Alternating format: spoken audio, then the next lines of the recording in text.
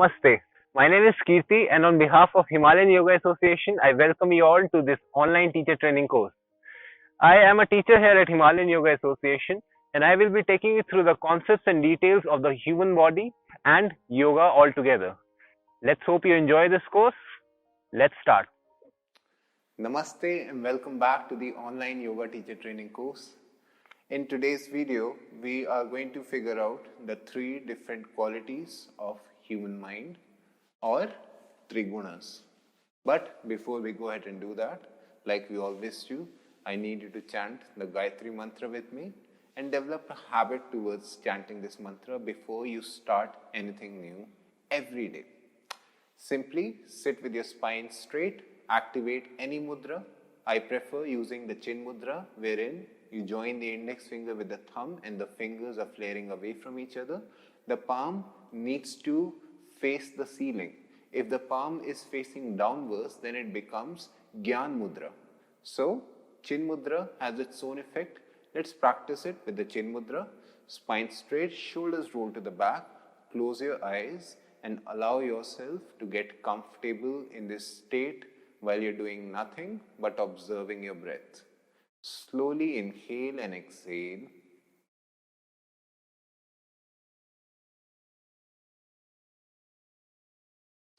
Observe the effect the breath leaves on your mind and your body. Using your breath as an instrument, you can explore everything that takes place inside you, which you generally cannot see with your open eyes. Just breathe.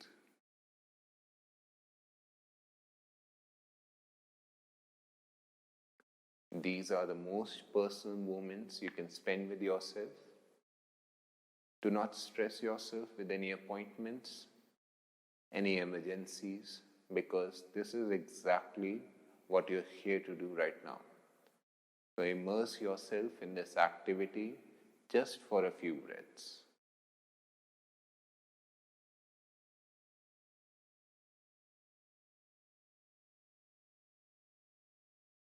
Now slowly bring your hands in front of your chest, Namaskara Sthiti. If you know the mantra, you can chant it with me. Otherwise, you can always repeat it afterwards. Slowly breathe in once. Om Bhur Bhuva Swaha Tat Savitur Varenyam Bhargo Devasya Dhimahi Dhiyo Yo Na Prachodayat.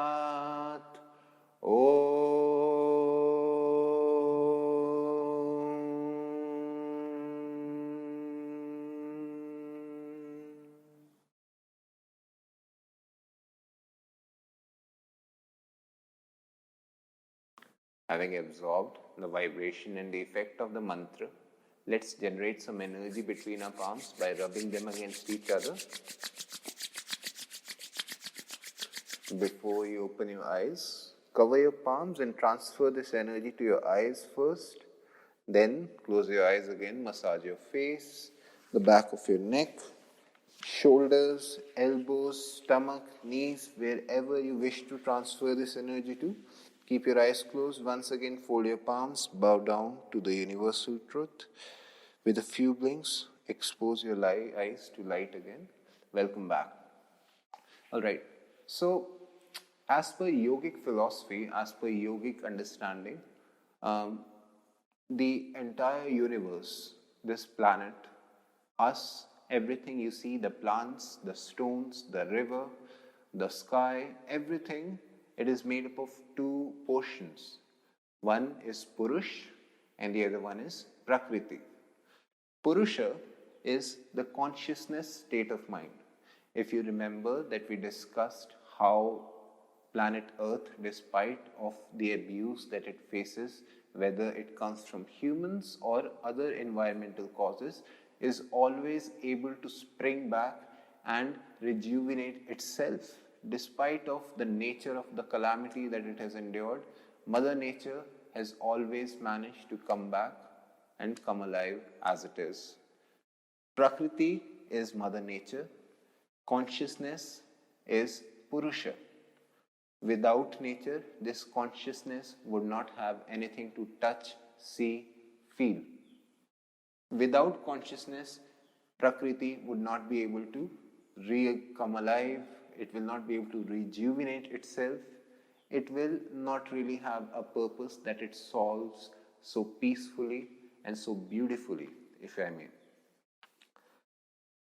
If we go by the Ayurvedic principles of three doshas, which talks about Vata, Pitta and Kapha, or we can also say solid, liquid and waste elements, then the consciousness can be divided into three elements as well, which is Sattva, Tamas and Rajas.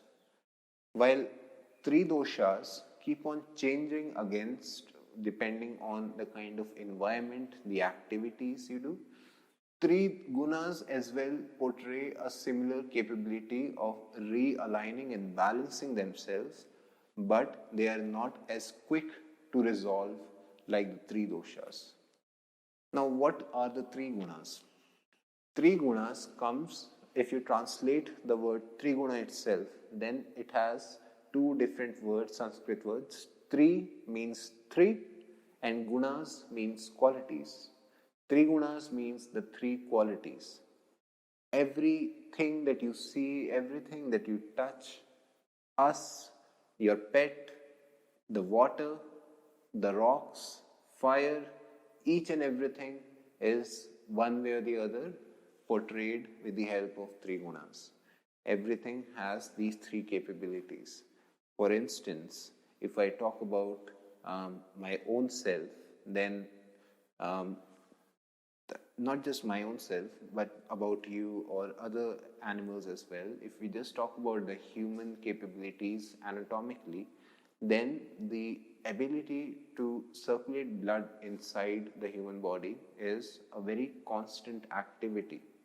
That is Rajasic in nature.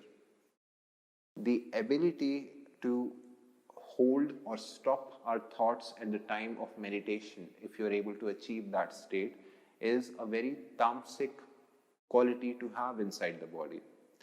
The ability to stay content in the face of the strongest stress you'll ever face is the ability of sattva or sattvicness. Every human being is having all of these three different qualities inside of them. They are there in different proportions. Whichever quality is more than the other one will create obviously an imbalance in the entire human being, the interactions, the perceptions. So yoga is all about balancing the three doshas as well as the three gunas. Let's go ahead and further understand these three qualities. I'm pretty sure if you look around and consider the people that you're surrounded with, your parents, your families, your friends, the people you grew up with, the people you meet at the market, if you have a very basic understanding of how the three gunas work, you can easily bifurcate which person is having an extreme of which quality inside of them. For instance, you may have come across people who are very lazy, who are very dull, who are obese, who do not really like to exercise as much, people who are very, very greedy at the same time. These kind of people are tamasic people. Tamasic, even though it is a quality, but when it goes in an extreme direction up north, when it's too much inside a human body, then it becomes a characteristic, and that becomes the defining characteristic of that human being. Tamasicness should not be the aim of a human being. Generally, a person's yogic journey is all about moving from tamasic to rajasic. If that person is rajasic in nature, then the journey is all about developing himself from being a rajasic person to a sattvic person. If a person is born sattvic, if a person is born with major sattvic qualities inside of them, then their journey is all about moving from being a sattvic person to an enlightened human being. We can also say, as we discussed in the concept of timeline-based karmas, these qualities, they come from the kind of karma you have performed in your past. And on those lines, whichever stage of life you are in at the moment, your goal is to, as long as you're alive, your goal is to become sattvic and to become enlightened. Now, since I've already told you the qualities of a tamasic person, they're mostly illusion, they're lazy, they're confused, hard to make decisions, they're very possessive about things, they're very dull in their interactions, they're also very greedy. They do not care about anything, all they care about is their own self. All they care about is achieving or possessing things without really having to work hard at all. These are the qualities of a tamasic person. At the same time, these qualities are very common to the negative elements of the society. Generally, criminals, they could be either rajasic or tamasic, depending on the amount of criminal activities they are into. If they enjoy being themselves, then they are definitely tamasic. A certain criminal, if at all they end up doing things out of a certain circumstance, then they could be rajasic. Don't get me wrong. Tamasic is not necessarily a bad thing. As I've already told you that each one of us has all of these different qualities in different proportions. But the extreme of either one of these qualities results in the kind of behavior you portray outside, the how you show yourself to the outside world. Now, moving on to the Rajasic person, a Rajasic person is generally very ambitious. They're workaholic, they're restless, they're self-centered, they're very selfish at the same time, they're overachievers. At the same time, they're very aggressive in their interactions. If you can think about a person like this who is all about achieving things in their lives, but realize this, where is all of those achievements, those possessions, what are they going to bear to them in the end? In the end, while we are supposed to detach ourselves from everything, what result, what satisfaction will these possessions bring to them? At the end of the day, there is something better of everything in the universe. There is always going to be a bigger house, a faster car, a higher mountain to climb on. There is always going to be a more beautiful woman out there. Basically, the person who is working towards achieving these things is running in an endless loop of possessions, which is just going to destroy his time, efforts, and creativity. On the other hand, the most purest quality that you're going to have is the sattva quality inside you. The sattva quality is basically a person who is non-violent, someone you come across who's very caring, who's very content with the things that he has and realizes that possessions do not bear happiness, joy, or satisfaction. They're very calm. As you can see, it reflects from how they perceive things. They're very kind and they're very meditative. Usually people who are sattvic in nature, they enjoy their own company. The difference between alone and lonely is pretty prominent if you think deep about the sattvic quality in itself associated with the meditation. Now, all of these things are not just physical in nature, even though they reflect in the physical interactions. Someone who is very workaholic is obviously going to find something to do as a Rajasic person. But these are actually the states of mind. These state of mind, remember, any change, the body will respond to what the mind will tell it to do. The ambitions, these characteristics, even though they are very mental in nature, they will reflect in the physical body. Similarly, a tamasic person whose illusion will also reflect his body movements, his language, his interactions, his decisions are going to be all of these things tamasic in nature. On the other hand, a sattvic person will have all of these qualities not just inside the mind but also outside of the mind as well. Usually, the Rajasic kind of people, they are a balance of tamasic and sattvic. They're not really as lazy, confused, possessive, greedy as a tamasic person, but at the same time, they're not really as caring, content, calm, and meditative like a sattvic person. Restless and meditative are two exact opposites. If you're restless, then it's going to be very hard for you to be meditative. On the other hand, if you're meditative, then it's going to be very, very hard for you to be restless. These are two exact opposites which do not gel along each other. A tamasic person is something that we should never aspire to be. If you remember the lesson in case of Karma Yoga keeps you active. Karma Yoga keeps you mobile.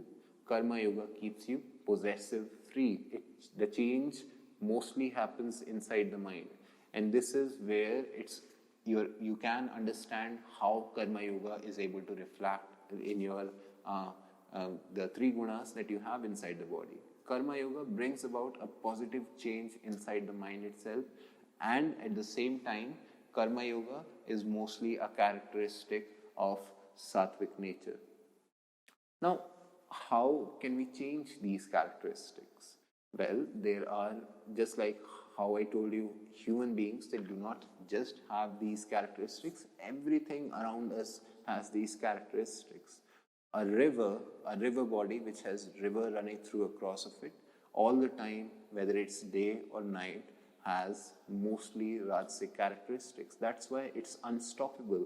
It's always working in one direction. A lake, a similar example, a lake which has, or a pond which has water which has been collected in a certain place is not moving at all. That is tamasic in nature. A sattvic, the similar example of this would be, in case of the sattva, would be, imagine a rock which is big in size, very strong, but very calm, can face any problem, whether it's weather related or whether it's nature related to it, and at the same time will never lose its characteristic. Yes, it can be broken down, but it will never reflect it back in aggression. That is the quality of a rock, and that is a very sattvic quality to have. Now, how do you change these things? At the same time, between these three examples of the river, of the lake, and of the rock, you can easily make out that the tamasic nature of the lake is usually not having any movement, but at the same time, because this water has been collected, it will also give birth to impure elements inside of it in the form of bacteria and other impartial elements. Yes, it does provide some nurturing to the environment, but it does not have the purity or the quality of a Rajasic river which has running water, which in many cases can also be drinkable, so to say. The sattva qualities of the rock, of the gigantic rock, has been there throughout the test of time. Nobody knows how old rocks are, yet they do not change. Of course, they do undergo changes, but very subtle changes depending on the kind of impact that they're facing. And this is exactly the quality of a rock. They're able to support things. These are the qualities of sattvic people. They're able to nurture everything that they come across. Joy, happiness, contentment, purity are all characteristics of sattva. How can you change all of these three different characteristics between you, these three different qualities inside? How can you bring it to a balance? Well, everything that you do will leave an impact on your mind, and every effect on your mind will be reflected in these qualities. For instance, Rajasic people are generally the people who are eating things which create movement inside their body. For example, Rajasic people would mostly enjoy indulging in non-vegetarian food because it gives them energy, it gives them protein which helps in development of muscle.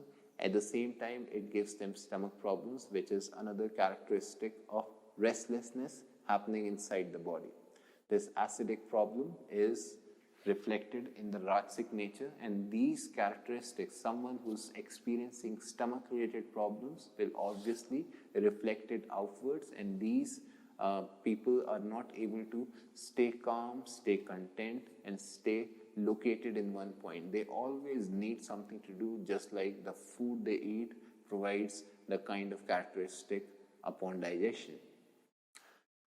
Tamasic people are usually people who enjoy indulging in fast food, things that can be cooked early without much hard work, things that are delicious, definitely nurtures their sense of taste, but which may or may not provide any nutrition in the form of a proper balanced diet. The tamasic kind of people, the kind of food that they eat automatically reflects in their behavior in these characteristics, and there are many other characteristics apart from the ones mentioned here. The exact opposite of tamasic and rajasic is the sattvic kind of people. Sattvic kind of people enjoy eating very light food.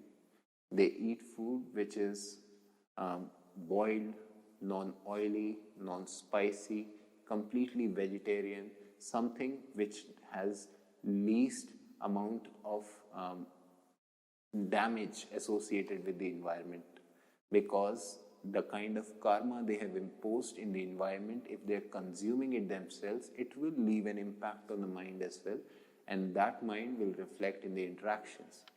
So the first thing that you can change, if you can easily, with these characteristics, one can easily understand and figure out the nature of a certain person, the conscience of a certain person, whether they are tamasic, whether they are rajasic, or whether they are sattvic. You can very easily make out because of the kind of people you come across, the kind of people you surround yourself with. Talk to yourself, understand what kind of a person you are, what have your diet been, what kind of activity have you been into, are you disciplined, are you usually happy, are you depressed, what kind of a state of mind are you experiencing. All of these things will be able to help you acknowledge the nature that you have at the moment and the nature that you want to become by bringing about subtle changes in your life, starting with your diet. Start by eating light food, which is another important aspect, because whatever you eat is what you become in the end. Start with the diet. Start with the sleeping pattern that you have. Start with the kind of interactions that you have. The change needs to come from the mind. The dual consciousness, what you think, what you hear, what you say, and what you do should all be one thing. Only then can you be called purely sattvic. Only then can you be able to progress in your own yogic journey, and only then will you be able to come closer to the goal of enlightenment. I hope you found today's video informative. There are a lot other details to tamas, rajas, and sattva, the three gunas, but we can obviously go ahead and research these details on our own. For now, I would like to take a leave. I hope you enjoyed it. Thank you so much, and namaste.